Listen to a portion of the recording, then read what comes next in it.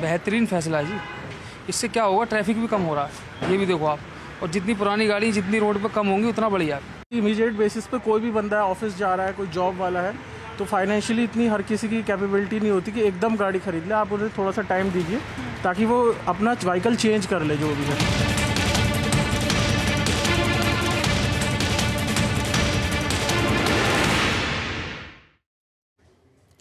Hello and welcome to Newscentre. I'm Parikshit Luthra. The Delhi government's decision to ban the sale of fuel to old petrol and diesel vehicles has sparked chaos and outrage. In an effort to curb air pollution, the Delhi government has officially banned all fuel sales to diesel vehicles that are more than 10 years old and petrol vehicles over 15 years old. Multiple teams of government officials and police were deployed at different petrol pumps across the city to enforce the ban. A total of 350 petrol stations have been identified for policy enforcement and potential vehicle seizure as well. The rule has been implemented with the help of automated number plate recognition cameras at petrol pumps to detect and restrict the use of these vehicles. More than 80 vehicles were impounded on the first day of the ban. The ban took effect yesterday, and according to the government's Vahan database, Delhi has 62 lakh end-of-life vehicles. Out of this, 41 lakh vehicles are two-wheelers and 18 lakh vehicles are four-wheelers. Addressing the media, Delhi's Transport Minister said and defended the fuel ban and attacked the Aam Aadmi Party, accusing it of failure to curb air pollution. हम दिल्ली के अंदर किस तरह हर जो constructions हैं उनको monitoring करने के लिए डीपीसीसी अपने मॉनिटरिंग के लिए वहां के लोकल जो इक्विपमेंट्स है वो लगाकर उनकी कंस्ट्रक्शन पे 2.5 PM 2.5 की सीमा में रखा जा सके, इस पे काम कर रही है। दिल्ली की सारी कंस्ट्रक्शन को मॉनिटर कर रहे हैं। हम ये सारी जानकारियां बताएंगे, लेकिन हमें एक दुख और खेद है कि अरविंद केजरीवाल जैसा बेईमान आदमी दिल्ली को ऐसी बीमारियों के साथ उलझाकर चले गया है, दिल्ली को ऐसे कानूनी जंजाल में फंसाकर चले गया है और बार बार सुप्रीम कोर्ट के कहने के बावजूद, एनजीटी के कहने के बावजूद, एजेंसियों के कहने के बावजूद उन्होंने कोई काम नहीं किया। To take this discussion forward, I'm now joined by Advocate Sanjoy Ghose and auto industry expert Arun Malotra. Let me go across to Arun Malotra first. Mr. Malotra, what do you feel about the Delhi government's decision to not allow fuel for 10-year-old diesel vehicles, 15-year-old petrol vehicles? You know, the fact is, and there is a lot of outrage on social media, many people are saying that in a place like Delhi, when you have so much of traffic, you're often not even able to utilize your vehicle up to 70,000 or 80,000 kilometers in 10 years or 15 years. Why should you be forced to sell your vehicle, or why should you be denied fuel in this manner? What do you feel about these arguments?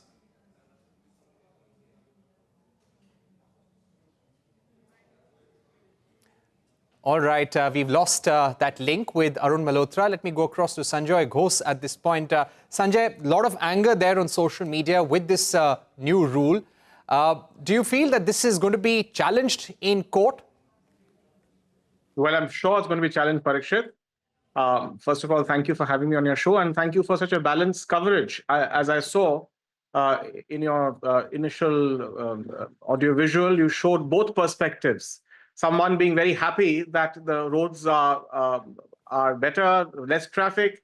And there was another person who was saying that, you know, we are middle class or poor and we need time to transition. So it's a hard one. It's a hard decision. It's between the right to life and the right to livelihood, if I may put it that way. Right. But do you feel that people should be denied fuel in this manner? And what adds to the complication is the fact that there is a NGT ruling which has been upheld by the court that you cannot ply 10-year-old diesel, 15-year-old petrol vehicles in Delhi NCR. So that rule is there. So do you feel the Delhi government is on a strong footing here? See, interestingly, there is also, see, this issue started, as you rightly said. If you just give me just 1 minute to explain the legal, field over here. There was an NGT ruling in 2015, which said all diesel vehicles over 10 and petrol over 15 cannot ply in NCR region, right? Now, there was also, this was upheld in the Supreme Court in the MC Mehta's case. Now, there is also the third issue. In 2021, the government has enacted a special law which has set up an air quality commission that Air Quality Commission has now passed an order in April directing this particular fuel ban, which is being implemented from 1st of July in Delhi, and then after in November in Haryana, and thereafter next year in Ghaziabad and Faridabad and all the other areas. Now in Delhi, there is another issue because the Delhi government earlier was even impounding all vehicles which were on the roads. And there were several people who went to the High Court saying that, look, I have a vintage car or I have an old car with a sentimental value, and I am not plying it on the road, and I'm keeping it in my house. So therefore, the High Court directed, and the Delhi government on the directions then made rules of how to allow end-use vehicles which are not plying. So now the selling of petrol to these kind of vehicles or diesel to these kind of vehicles only for routine management is an issue which now God knows what will happen, because now there's a blanket ban on selling. But the greater issue over here is that there can be no dispute behind the good motive behind doing this, which is to address vehicular pollution. But the problem is, the elephant in the room is that there are around 6 lakh people who are plying two-wheelers and autos who will be covered by this, who will, and it's not only the livelihoods of those people, it is, for example, people who can't afford anything else but autos because of their pockets. Now, they are going to be stranded and they're going to have great difficulty in commuting in Delhi. So the problem is, and this, I'm not making a political argument here. All politicians, I feel, are the same. All political parties are the same. And actually, it's the bureaucrats who rule. The problem is no one actually does a macro analysis of what ails our cities. And no one does that transition. Now, this is a transition which should have been done. There should have been an awareness created. And ability should have been made available to all these auto drivers to transition from these 10-year-old vehicles to a compliant vehicle. Now, you have not done that. All of a sudden, you have thopoed this order on the populace. And then there is going to be a backlash. And then there is going to be a social unrest and tension. And this is how, Indian urban policy goes from one crisis to the other. Right. Sanjoy, stay with us. Let me also get in Arun Malhotra, who's joining us on the phone right now. Mr. Malhotra, the way out of this is to go for retrofitting of your car. That could take anywhere between 3 to 6 lakhs. And who knows, that's not even a safe option. You're literally trying to convert your ICE vehicle into EV, and the resale value of your car may just be about 1 or 2 lakhs. Why would you spend 3 to 6 lakhs on retrofitting it? Do you feel there should be some middle ground? Parishit, you're absolutely right. I don't think retrofitment is the route which will help us at all. If you look at it, there has been enough intimation by the government. The NGT, for diesel vehicles, it's been more than 10 years, petrol vehicles, 5 years. So obviously there is a sufficient time given. But I agree with what the previous speaker said. Are we making it easier for people to upgrade to a new vehicle? In most abroad countries, foreign countries, there are 3 ways that you make it. You give a good scrappage value, you give a good discount from the manufacturer, and you give also a discount from the GST. Frankly speaking, not much has been done on that count. Regarding vintage vehicles and other things, they hardly contribute 0.01%, so it's just hiding behind a fig leaf. Basically, it has to come in. The problem I am seeing more is that you have made it for Delhi. Delhi is porous borders of Faridabad, Noida, Ghaziabad, Gurgaon. All these places, people will just go to the neighboring places and fill and come. So, I don't think it serves a purpose. If you have to do something, it has to be more broad-based NCR, and also make it easy for people to upgrade if they want to change their vehicle. Ultimately, we have to go for the scrappage. It can't continue going on. There are vehicles of 20, 25 years running. It might have to become national after some time. Why limit it to Delhi only? Because the emission is not a Delhi problem. Just because the NGT says it has to be more national. There are cities like Agra, Kanpur, Varanasi, which are as polluted as Delhi. So we need to take a very macro view and also make it reasonable for customers to upgrade. This is, when it comes to taxi unions, this is such a big political issue. Other states don't implement such rules. And we see older vehicles plying in those cities as well. Do you think we need to now take a nationwide approach rather than just looking at Delhi NCR And currently, we're also seeing a lot of stress in buying sentiment. When it comes to passenger cars, especially in the small car sales, we're seeing the market share of small cars declining year on year. That entry-level buyer is not coming in. Absolutely, Parikshit, you're right. Clearly, it has to be more national. All laws of safety and emission which relate to are national. So there is no reason why on this law we only focus on Delhi. Because you had enough cars of they go to Punjab, go to Muxar, Sangrur or other places, any parts of the country. I don't think they're solving the problem. We're shifting vehicles from one place to another. So clearly the signal message has been given. Nobody can say the government has not informed. A lot of intimation has been given. Sometimes you have to take a strong view, but you have to make it more palatable by giving certain benefits, incentives that people can exchange their vehicle. That's the approach I see. And I think the manufacturers and the government both have a role to play in this. And not just by lip service, but some monetary service also. Right. Sanjoy Ghose, my final question to you. And very good remarks by both our panelists, very balanced as well. But Sanjay, one thing that I would like to ask you, the Delhi government can say that the National Green Tribunal, the courts have always said that end-of-life vehicles are not allowed on the roads of Delhi. So how can you give them fuel? But what can an average Delhiite go to court and say? What is the kind of argument they can take in the present situation? Because the court will also follow the precedent of its own orders. Well, that is true. And that will be a problem because obviously if a vehicle can't fly, then where's the question of it being fueled? But there will be all these issues of livelihood. And you have seen, this is not the first illegality we have found. You had these demolitions in the early 2000s onwards. And, Delhi has this unique gift that the parliament had to hear the voice of the people and come up with a special law to actually exempt the demolition activities of illegal buildings. Because if the court orders of demolition of illegal buildings had to be carried out in Delhi, then 90% of Delhi would stand demolished.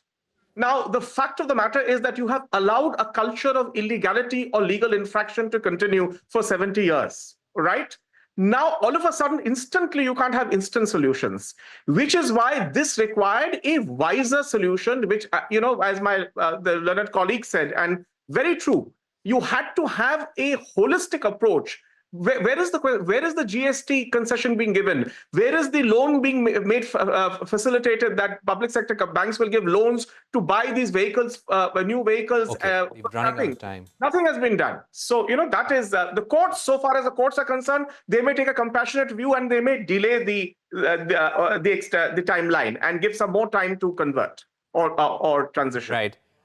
And we're right about the scrapping value as well. You might just get only about 40 or 50,000 from scrapping your vehicle. But if you sell it, in fact, if you sell your vehicle in Noida right now through any used car app, it will go possibly to some interior place in Uttar Pradesh, like Moradabad, Muzaffarpur, or it can go wherever in the northern part of the country. So you really don't get it out of the cycle. It continues in the cycle as well. And it's still more lucrative for a person to sell rather than scrap his vehicle. But thank you very much, Mr. Malhotra and Sanjoy Ghose, for joining us. We're taking a break, but on the other side, Telecom Minister Jyotiraditya Scindia rules out any increase in government stake in Vodafone Idea. A special interview when we return.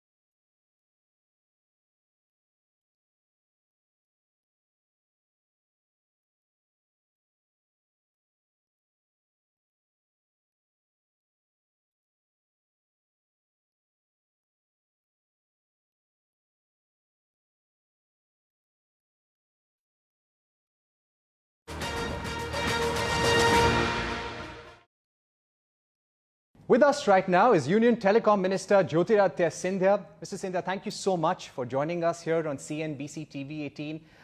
In the last few days, you've also spoken about how the government does not want a duopoly in the telecom sector. Now, when it comes to the revival plans for Vodafone, what is on the government's agenda right now? So first of all, I would like to correct your statement. I do not think a duopoly is healthy in any sector. And also within Telecom Parikshit, you'll understand that there are multiple verticals. My comment was at the Wi-Fi broadband International Wi-Fi Day. And my comment was in context with any vertical within the telecom sector. Be that as it may, as you have chosen the mobile vertical within the telecom sector, let me say this, that there are very few countries in the world that have 4 players within a particular market. And India happens to be one of those very few outliers in the world which has 4 players in the market. Each one of our players have upwards of 90 million subscribers or 100 million subscribers, be it from BSNL at 91 million subscribers to Jio at 390 million subscribers. So across the whole range. I do believe that the amount of capex that has been put in the telecom sector in India stands out as a paragon across the world. Today, the telecom sector across the world is going through huge amounts of rationalization, and the return on capital employed across the sector in the world the numbers have been dipping very, very quickly. It's only in India that you're seeing a robust